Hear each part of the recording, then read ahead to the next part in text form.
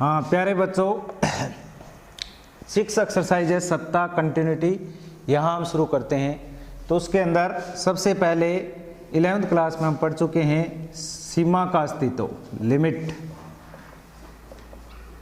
Limits का अस्तित्व है।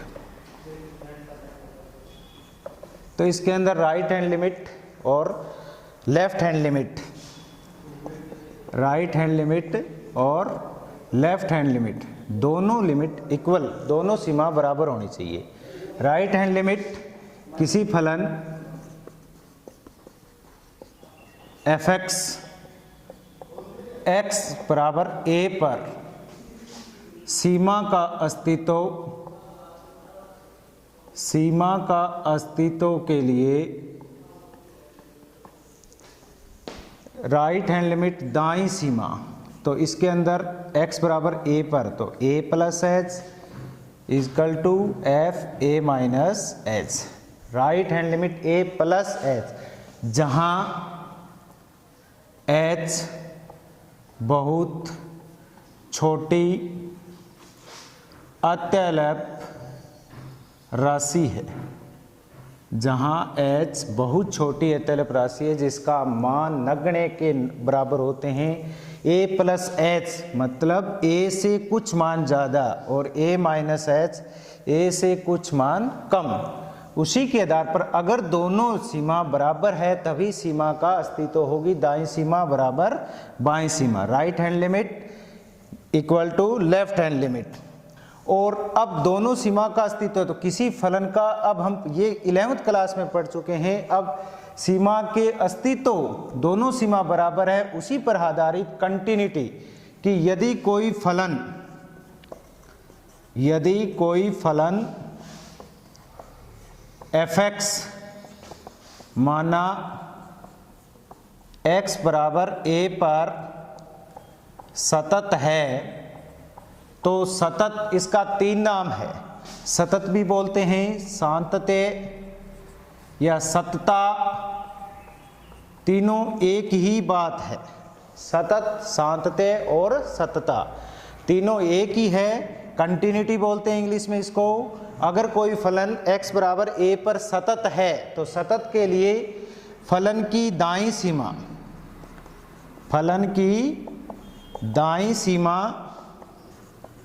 बराबर फलन की बाईं सीमा बराबर फलन पर a का मान,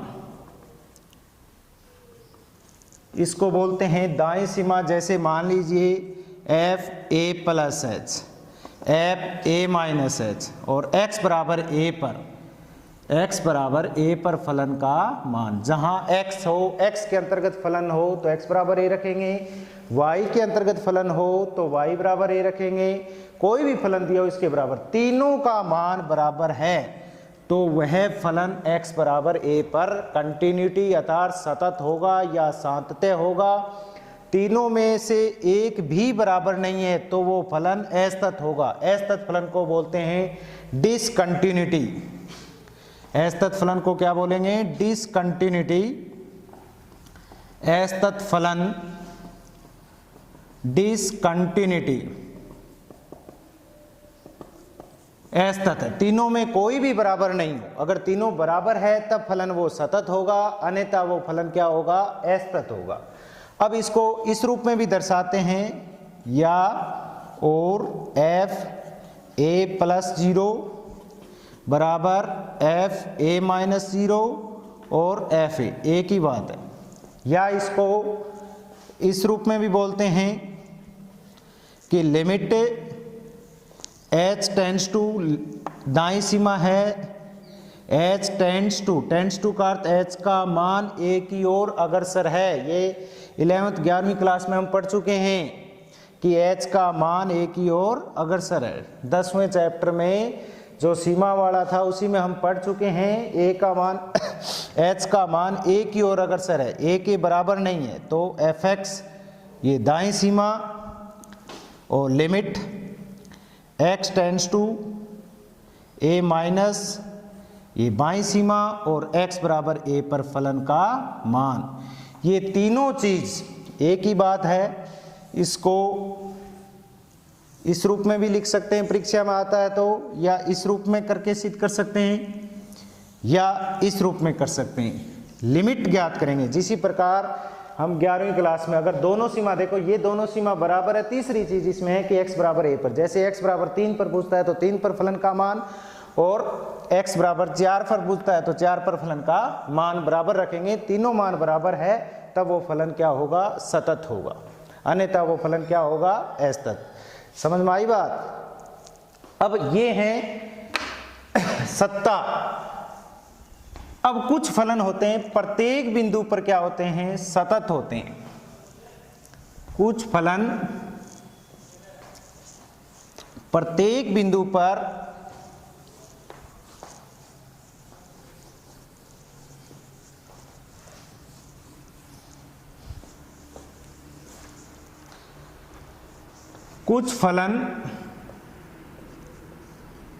प्रत्येक बिंदु पर सतत होते हैं। जैसे अचर फलन, फर्स्ट है अचर फलन। अचर फलन को सिद्ध करने की आवश्यकता नहीं है। अचर फलन क्या होते हैं, जैसे f(x) बराबर c या k कांस्टेंट रूप में, जैसे f(x) बराबर, एग्जाम्पल तौर पर f(x) बराबर 4, 5, 2, ये जो कांस्टेंट फलन है वो उसको आवश्यकता नहीं है सिद्ध करने की, डायरेक्ट मान होते हैं उनके, तो वो प्रत्येक बिंदु पर सतत होते हैं।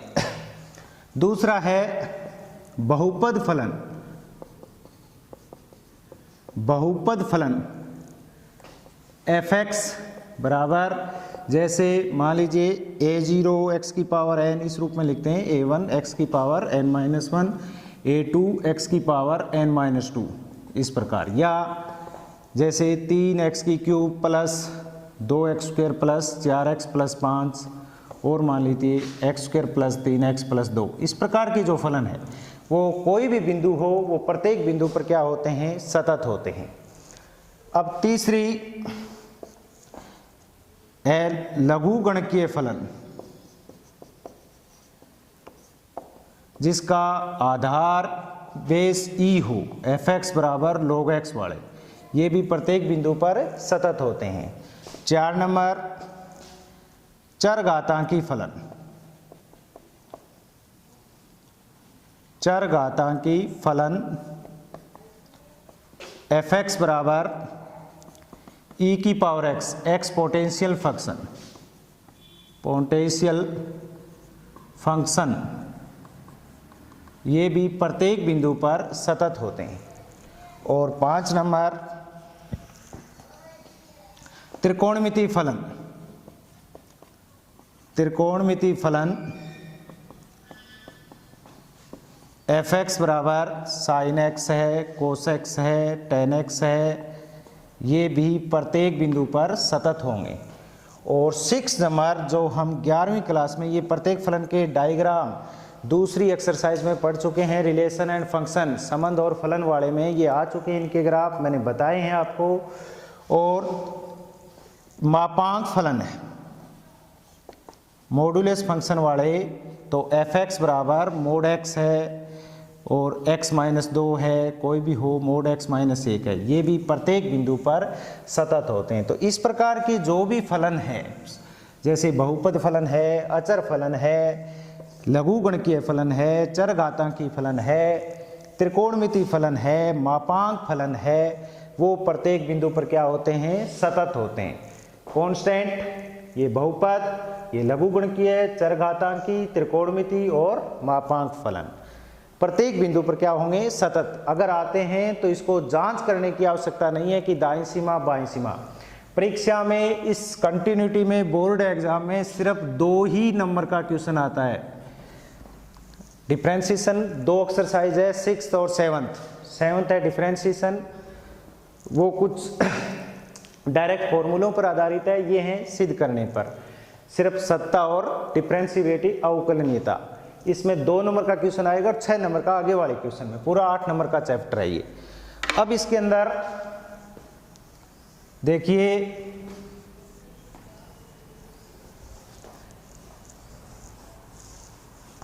किसी भी कोई फलन योगफल के रूप में हो, व्यकलन घटाव के रूप में हो, गुणनफल के रूप में हो या भागफल के रूप में हो, वो प्रत्येक बिंदु पर अलग अलग हम लिमिट लगा सकते हैं कि कोई फलन, कोई दो फलन माना f(x) तथा g(x), तो इन दोनों फलन योगफल के रूप में हो, योगफल के रूप में, जैसे limit x tends to 0, x का मान 0 की ओर है तो f(x) और प्लस में क्या है g(x), तो इसको हम अलग अलग लिमिट ले सकते हैं। Limit x tends to 0 f(x) plus limit x tends to 0 g(x), f(x) plus में g(x). व्यकलन यानी घटाव के रूप में हो, इसी प्रकार होता है limit x tends to 0 f(x) minus g(x), तो limit x tends to 0 f(x) minus limit x tends to 0 g(x). दो फलन घटाते हैं, ये जरूरी नहीं है x का मान 0 की ओर अग्रसर हो, ये क्वेश्चन में दिया हुआ आएगा। अगर 2 पर है तो 2 पर करोगे, 3 पर है तो 3, -1 पर है तो -1, अलग अलग लिमिट लेंगे। इसी प्रकार डॉट प्रोडक्ट मल्टीप्लाई गुणनफल के रूप में हो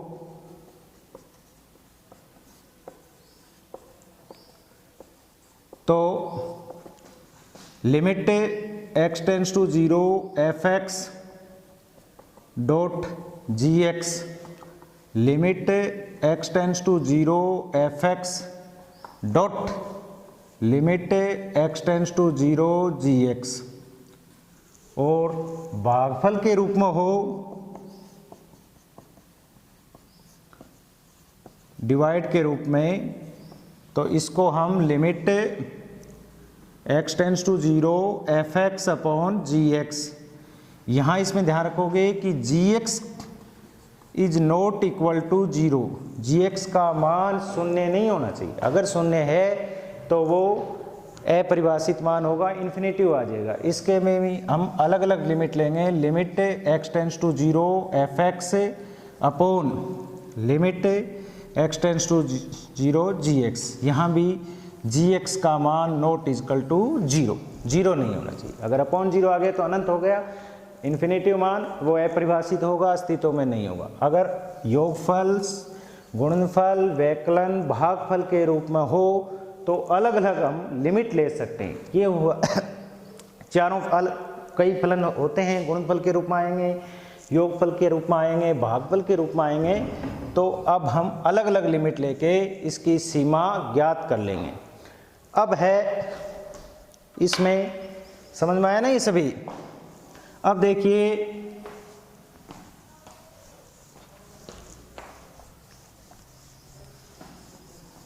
स्टैंडर्ड लिमिट, लिमिट ज्ञात कैसे करते हैं 11वीं क्लास में वैसे हम पढ़ चुके हैं, फिर भी बताता हूँ। स्टैंडर्ड लिमिट होती है कुछ मानक सीमाएं, डायरेक्ट मान होता है, या मानक सीमाओं को अगर नहीं होती है तो उसको चेंज कर लेते हैं स्टैंडर्ड लिमिट में। तो सबसे पहले हैं जैसे limit x tends to 0 sin x upon x, इनका मान 1 होता है। Second limit x tends to 0 cos x, इनका मान 1। Third limit x tends to 0 tan x upon x, इनका मान 1। Fourth limit x tends to 0 e की power x minus 1 upon x, इनका मान 1। e की पावर x चरघातांक के रूप में, यहाँ अगर जे मान लीजिए 2x है तो यहाँ भी 2x होना चाहिए, अगर यहाँ log x है तो यहाँ भी log x होना चाहिए, या 1 अपॉन कोई भी हो, जैसे -x है तो यहाँ भी -x, तब इनका मान 1 होता है। और 5 नंबर है limit x tends to 0 a की power x minus 1 upon x। तो इनका मान क्या होगा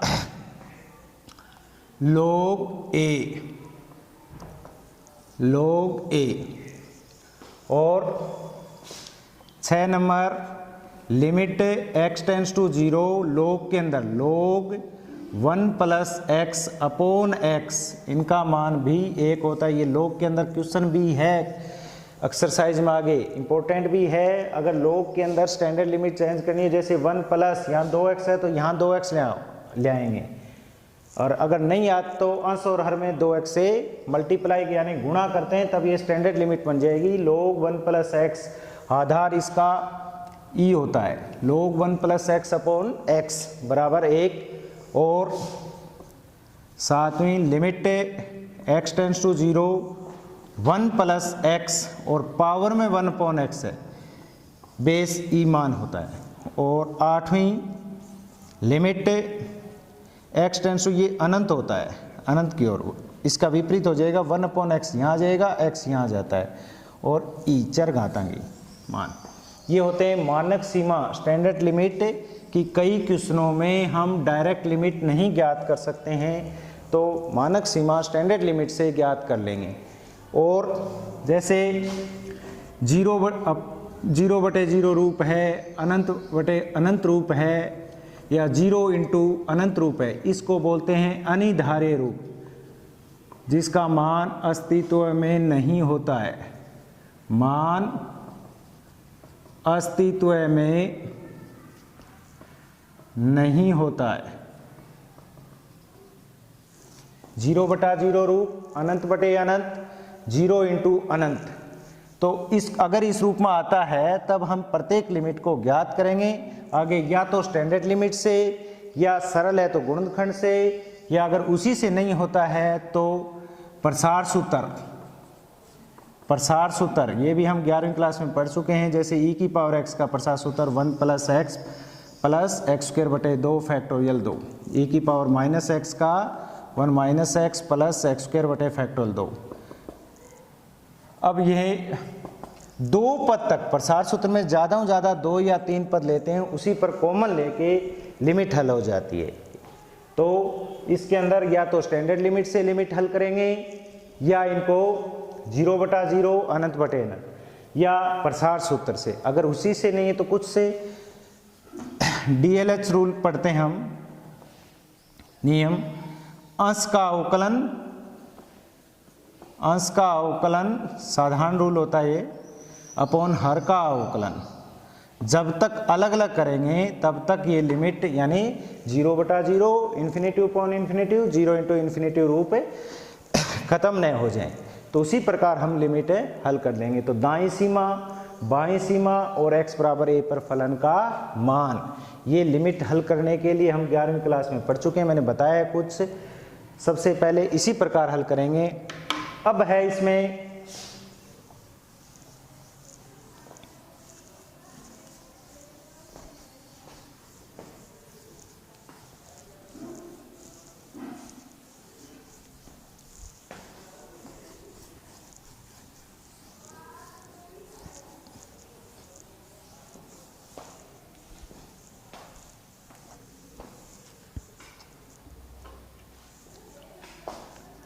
अब फलन की दाईं सीमा a प्लस एच, फलन की बाईं सीमा a माइनस एच, और x बराबर a पर फलन का मान। ठीक है, अब जैसे क्वेश्चन ले लेते हैं उदाहरण के रूप में। एग्जाम्पल मान लीजिए fx बराबर x square plus 3x plus 5, और x बराबर 2 पर सतता या शांतते की जांच कीजिए,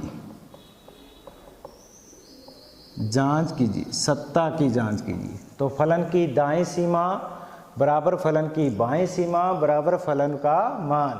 तो x बराबर 2 पर फलन की दाईं सीमा,